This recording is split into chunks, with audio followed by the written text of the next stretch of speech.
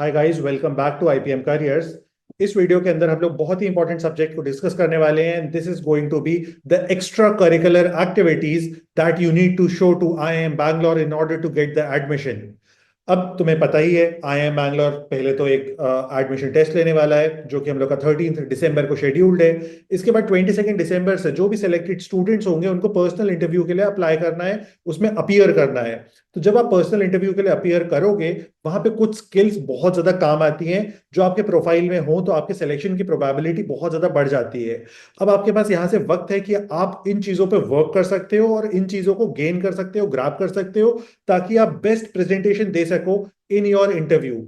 सारी की सारी मैंडेटरी स्किल्स हैं जो आपके पास होनी ही चाहिए। Without these skills there is a high likelihood कि आपका सिलेक्शन ना हो।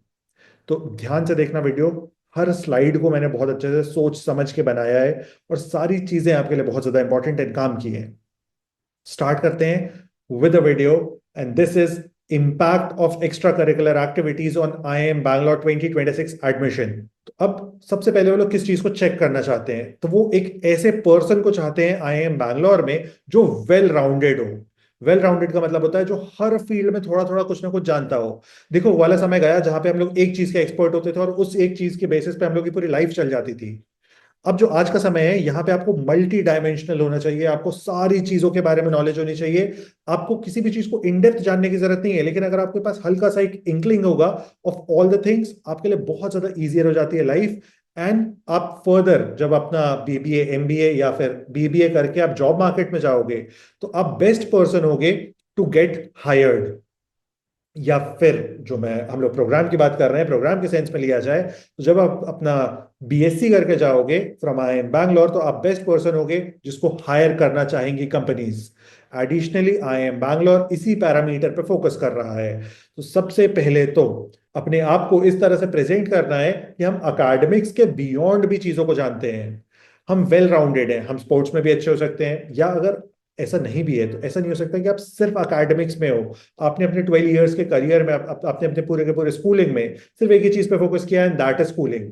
सिर्फ अकेडमिक्स, नथिंग एल्स नहीं होना चाहिए।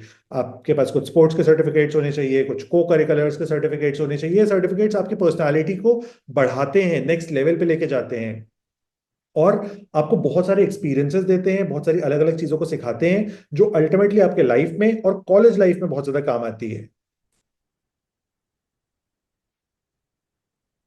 अब किस तरह की स्किल्स ज्यादा इंपॉर्टेंस दी जाती हैं और किस तरह की स्किल्स को थोड़ा सा कम इंपॉर्टेंस दिया जाता है, तो यहां पे मैंने कुछ स्किल्स को रिप्रेजेंट किया है। अब जैसे मैंने लिख दिया कम्युनिकेशन। अब तुमको ये लग सकता है मैं तो स्पोर्ट्स में अच्छा हूं, कम्युनिकेशन और स्पोर्ट्स तो काफी डिफरेंट है।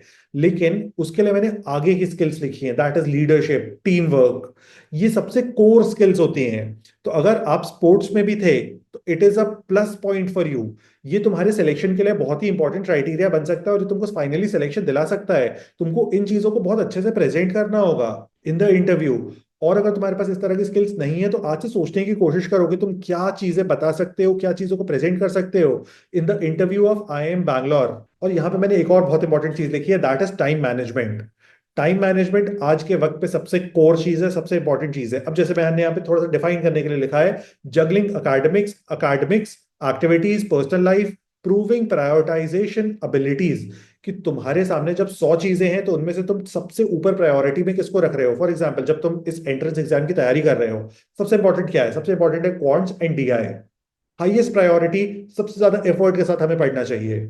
इसी तरह से लाइफ में तुम किस तरह से चीजों को अटेंशन दे रहे हो। क्या तुम सिर्फ स्पोर्ट्स खेलते हो? क्या सिर्फ तुम को करिकुलर्स करते हो, कुछ और भी नहीं करते हो? एक ही दो चीजों में इन्वॉल्व हो, लेकिन तुम्हें अपने आप को एक वेल ग्रूम्ड पर्सन की तरह प्रेजेंट करना होगा इस इंटरव्यू के अंदर। अगली बात यहाँ पे मैंने लिख दिया है क्रिएटिविटी एंड इनोवेशन। आप रीड कर सकते हो, बहुत सिंपल सा है। आई बिलीव जितना मैंने समझाया है उससे आपको ये चीज समझ आ रही होगी।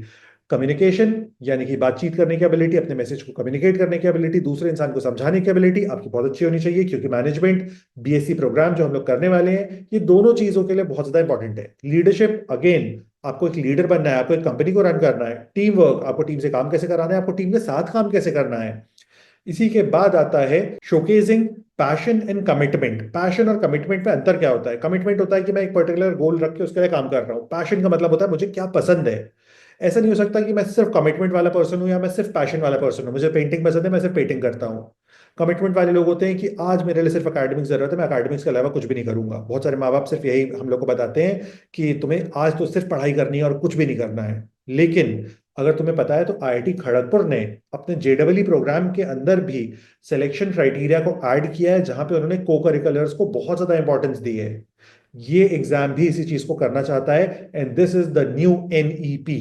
तो अब अगर तुम्हारे पास इस तरह का कोई भी स्किल नहीं है, या तुम्हारे पास कुछ भी खास प्रेजेंट करने के लिए नहीं है, तो तुम किस तरह से इनहांस कर सकते हो खुद को।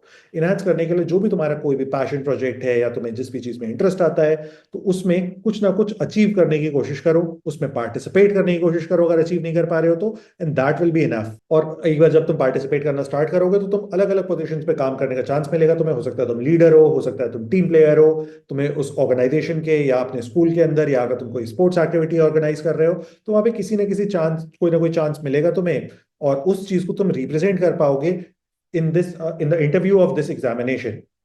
इंटेंट क्या है आईआईएम बैंगलोर का, कि वो ओवरऑल पर्सनालिटी को चेक करना चाहते हैं। और याद रखना, इंटरव्यू हमेशा तुम्हें रिजेक्ट करने के लिए होता है, तुम्हें सेलेक्ट करने के लिए नहीं होता है। जो भी उनको ऐसा लगेगा इस तरह के कैंडिडेट्स नहीं है जो कि कंप्लीटली एक बिग पर्सनालिटी को प्रेजेंट करते हैं, जो बहुत सारी चीजें कर सकते हैं, जो डायनेमिक हैं, जो बहुत सारे अलग अलग चीजों को लर्न करने में इंटरेस्टेड है, तो उन्हें वो डीसिलेक्ट कर देंगे।